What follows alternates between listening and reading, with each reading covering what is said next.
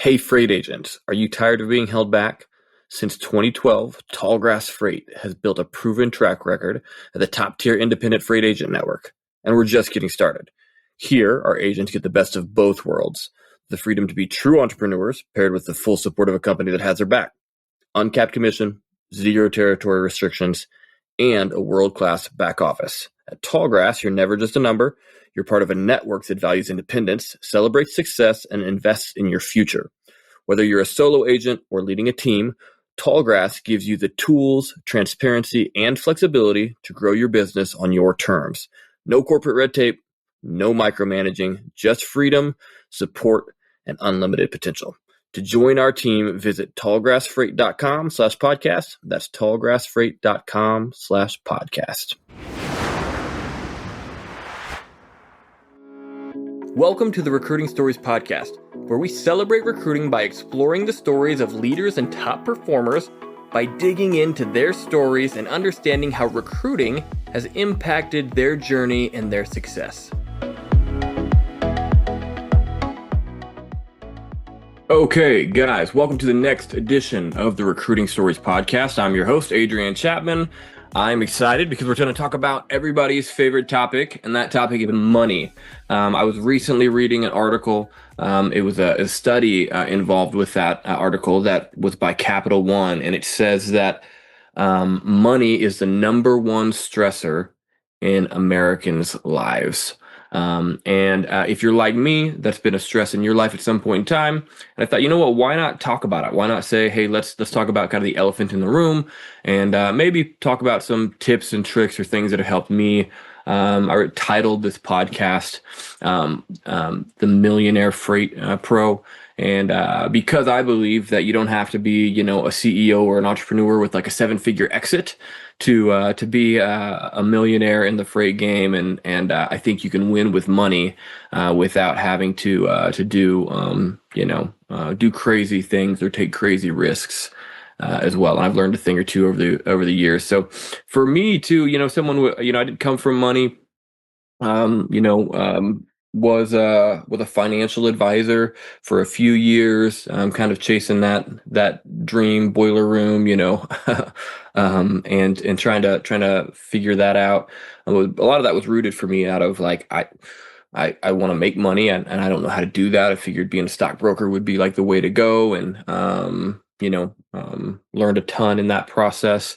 In my life, and being an entrepreneur has helped me with that, I think, as well. But kind of have a unique, I think, background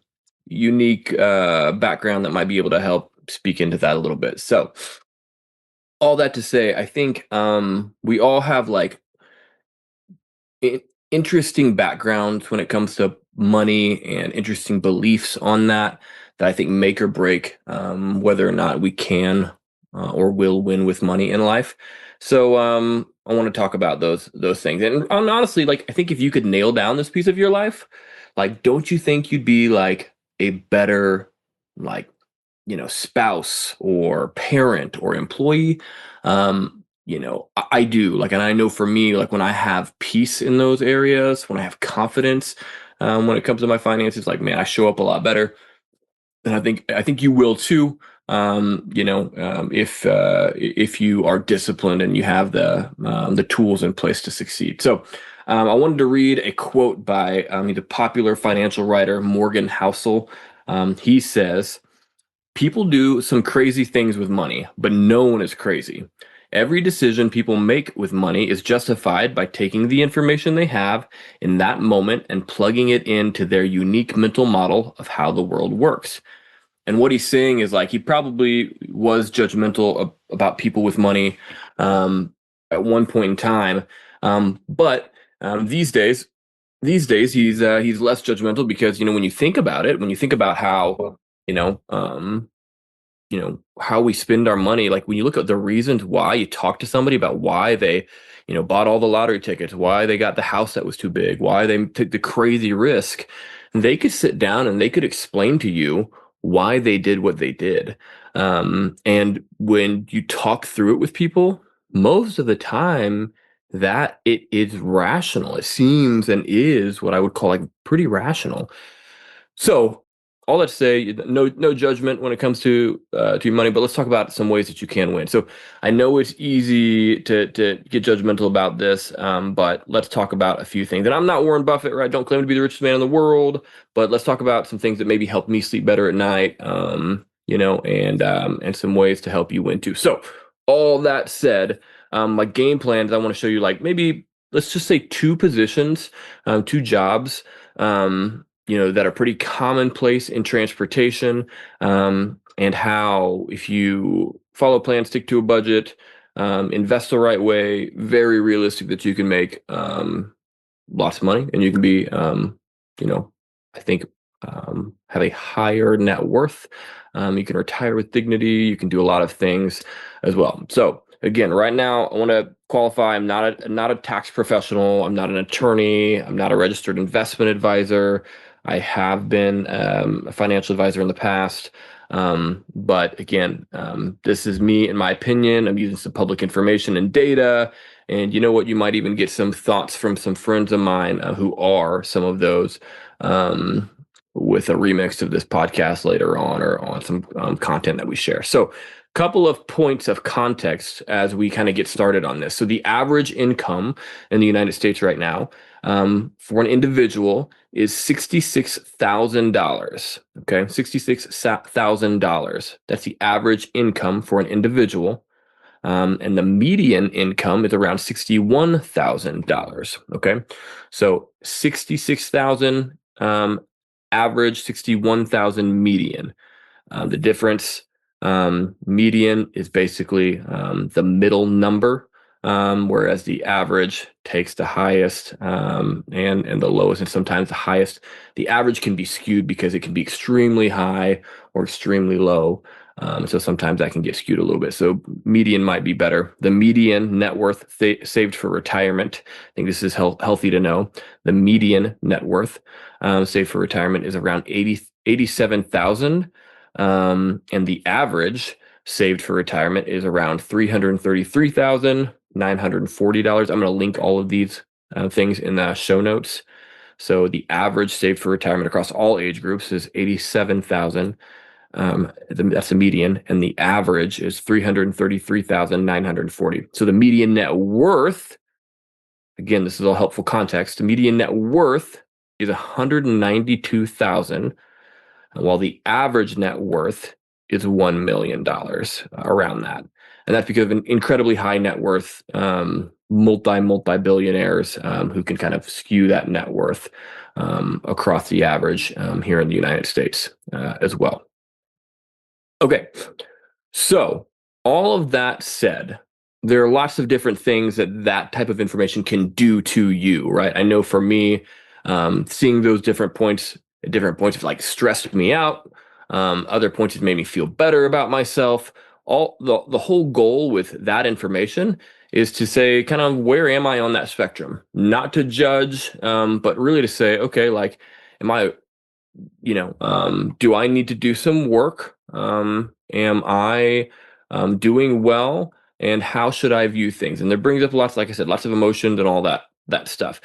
Typically speaking, what you might say is, I can't retire today. Most people can't, because if you look at the median or average, like, very few people would have the amount of dollars who could say, I'm going to walk away or anything today. But if you have a plan, you should be able to retire with dignity and maybe be worth well more than most of the people in the country and listening to this. Most people won't do it because they don't have the discipline, but I think there's a way to do it. So let's talk through a plan that would help you retire or do better with money than 90% of the population. So we're going to start with a logistics coordinator. Let's say that you make $40,000 a year annually, and you slowly increase that to around $50,000, and then maybe $60,000 to finish your career over a 35-year period. So like 25 to 60. And let's say you contribute 15% of your income to a retirement account every single year. So that goes from anywhere between like $6,000 a year all the way up to $7,500 a year, and then $9,000 a year at your peak. And I'm using, round numbers here. I'm not talking about every single piece of tax and data and all of that. And so, I will spare you some of those details. We get really nerdy, but we're not going to talk about that and inflation and all of those things. But if you put that, $6,000, $7,500, $9,000 a year as your income increases, all right, over that 35-year period, you put it in an S&P 500 index fund. Okay, if you're not familiar what index fund or a mutual fund is, an index fund is basically a fund that tracks the top 500 stocks in the United States stock market. Easiest way to describe that. Over the life of the S&P 500 that tracks that averages around 11% over the life. So we're going to use under that. So as an average. So let's say you averaged 10% over that 35-year period investing in an S&P 500 index fund. If you did that, your return would end up being over $2 million by the time you're 65. So $2,372,898 to be exact. It's a good, solid earning. Someone could retire with dignity. I get there's inflation. We don't know what that's going to look like. But man, nearly $2.5 million saved is a lot more than most people have today. It also would afford you a solid lifestyle to survive in your retirement years. Now that's pretty, again, you're not crushing it. You're not driving a Porsche. You're not living in $1 million home probably with just that amount. You're living on a budget, likely, but man, you're doing far better likely than the average American with that amount of money, and your net worth is far more than many people in this country. And that's just if you do what I would call like just a very bare minimum. You put it away, you invest it, you don't think about it every year. You do that systematically, month by month by month, you're investing. That's a very simple strategy, and can make you a ton of money. Let's say and we'll talk about some strategies to increase this or maybe different things at the end. Let's say you're a sales executive, all right? You make $60,000 annually, and your commission varies year to year. It's higher or lower, but let's say you average around an extra $30,000 annually over a 35-year period. So let's just say you're averaging around $90,000, and you're contributing to a 401k with a match. But let's not count the match for a minute. Let's just say 15% of your annual income is roughly around $1,000 a month. You're probably a little bit more than $1,000, but let's just say $1,000 a month is what you contribute. If you did that again for 35 years and you're earning 10% over the life of that investment, you are over $6 million at the end of that 35-year period. $6 million just by investing $1,000 a month every single month. And likely, if you did have that 401k match, your company is contributing and matching some of the funds that you are putting in yourself. And so you're getting free money from your company that would very much increase that amount of money that you have as well. $6 million would put you in the upper tier of net worth in the United States. I think it's somewhere like 10 million or something is like maybe the 1%, but still $6 million. If you use the commonly known 4% rule, let's just do the math on that real fast. Okay.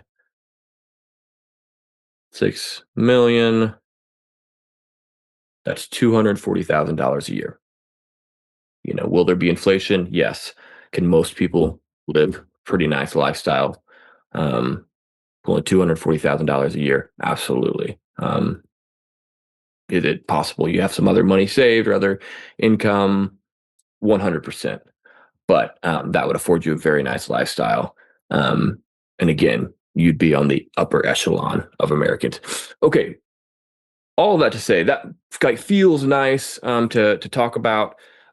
it feels fairly simple. It's hard in practice. It's like getting up and going to the gym every single day. Like, yeah, we know how to do it. The difficulty is we actually have to, we actually have to get up and go to the gym every morning at 6 a.m.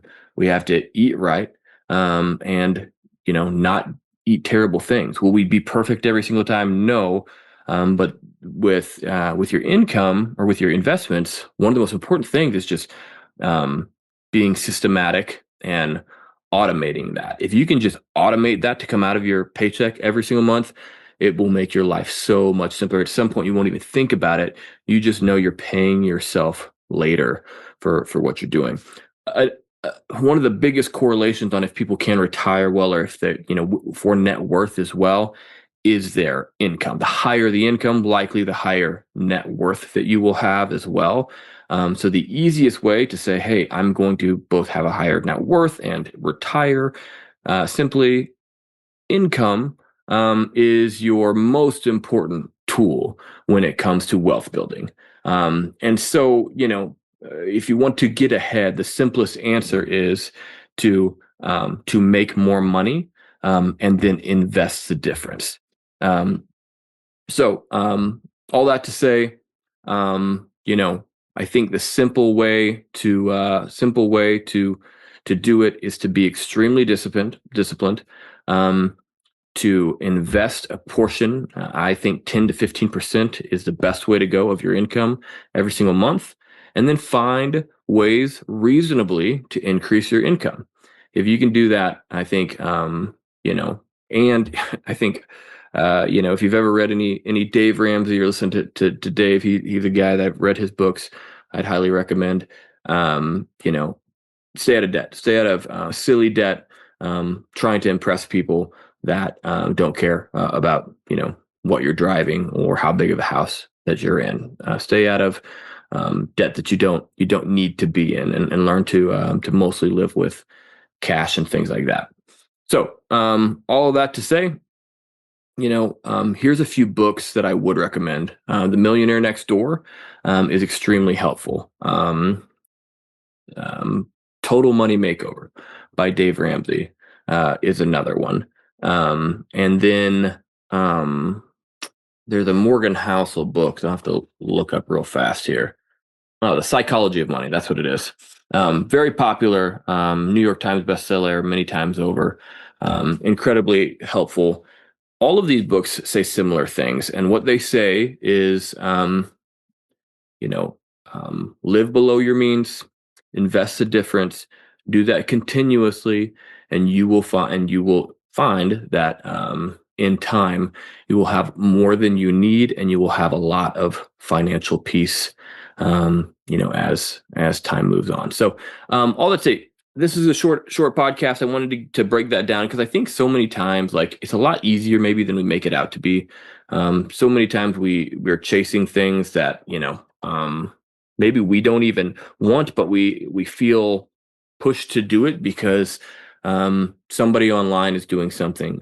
We have a need to impress somebody who may not even care about us or our circumstances, but we need to really think about and prioritize what matters the most. And when you do that, it really makes your life a lot easier, especially from a financial standpoint. And I know, like I said earlier, for me, one of the best things I did for myself financially was saying, hey, what matters the most? Asking myself the question, like, early on in my life, what would I have looked at and said, hey, what would the good life look like? And typically, if you write those things down, it makes you realize it's not as much as you think it is. I call it the good life exercise. Go write down, put a number on it. If you could have everything that you wanted, what are those things? And I know I made a list for myself. And once I made that list, I wrote it all out. And some of those things are, a little bit gaudy or silly, but most of it came out to, I think I've talked about this on the podcast before, I don't know, maybe say like $2 or $3 million max, like not crazy. And over a lifetime, like, could someone earn that? Like, yeah, if you work hard. But at the same time, there's also a bunch of stuff on there like, hey, would I be happy if I didn't have this and this and this, well, yeah. And so you can almost just like wipe that off the list and say, well, what do I need? Okay, what do I need? Because what's my purpose and what's my mission in life?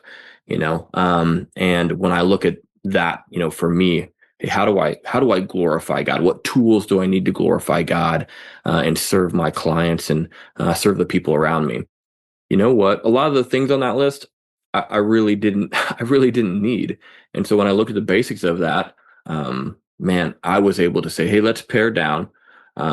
Let's be more content. And that doesn't mean that I'm complacent. I'm still very driven. I have lots of goals, but I can make those things simpler. And wanting less is the easiest way to feel wealthy. Wanting less is the easiest way to feel wealthy because I don't need all of these other things.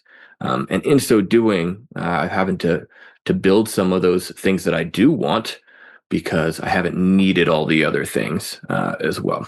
So anyways, hope that's encouraging for you guys. May have a follow-up to that one with some more strategies or tactical things, but let me know if this is helpful for you. I may bring on some friends who are focused in the, financial advising or, tax strategies and things like that world that may be able to help us and get a little more nitty gritty. Because I believe anybody in the freight game can win with money. I think you can make a lot of money, but I do think you have to have a strategy and have a plan. All right, thanks guys. See you next time. Thanks for listening to the Recruiting Stories podcast. If you haven't yet, subscribe wherever you listen to podcasts. Check us out on LinkedIn, Adrian Chapman, and Cover 3 Consulting is our company page. Also check out our website, www.cov3consulting.com. Again, thanks for joining us, and we just simply want to remind you that you can change the world by putting people in a position where they can do the most good, and you do that by recruiting. Thanks again for joining us. We'll see you next time.